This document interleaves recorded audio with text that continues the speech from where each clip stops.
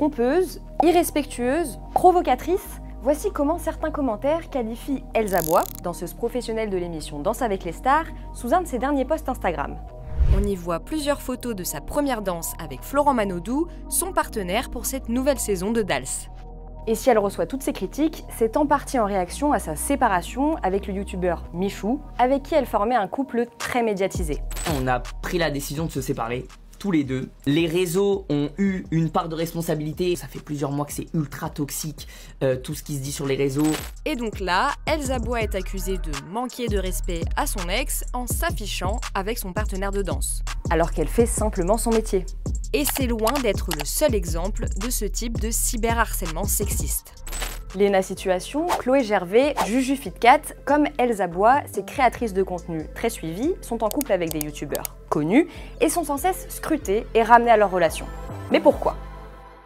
Déjà, être une femme sur internet, c'est risquer de se faire harceler. 84% des victimes de cyberharcèlement sont des femmes, selon une enquête Ipsos publiée en 2022.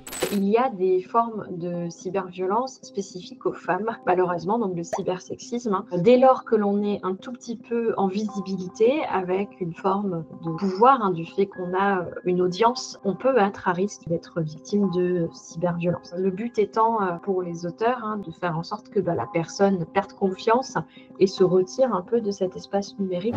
Et quand la créatrice de contenu célèbre est en couple avec un youtubeur, lui aussi suivi par des millions de personnes, l'exposition est multipliée. Concernant les femmes, les catégories de formes de violence que l'on retrouve le plus souvent en ligne, ça va être les injures à caractère sexiste, les menaces, le slut-shaming. Le slut-shaming, c'est le fait de stigmatiser, culpabiliser ou déconsidérer toute femme dont le comportement ou l'aspect physique sont jugés provoquants, trop sexuels ou immoraux. Pour les créatrices de contenu en couple, ce slut-shaming se traduit aussi par le fait d'interpeller leurs petits amis, avec des messages de soutien ou des insultes sous des posts où elles interagissent avec d'autres hommes, dansent, portent certains vêtements ou existent sans leur partenaire, tout simplement. Dans les stéréotypes genrés et sexistes, la femme ne peut exister que parce qu'elle a un mari ou que parce qu'elle appartient à quelqu'un.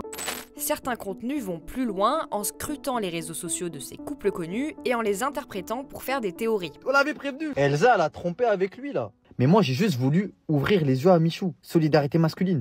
Pourtant, les petits amis concernés n'ont rien demandé.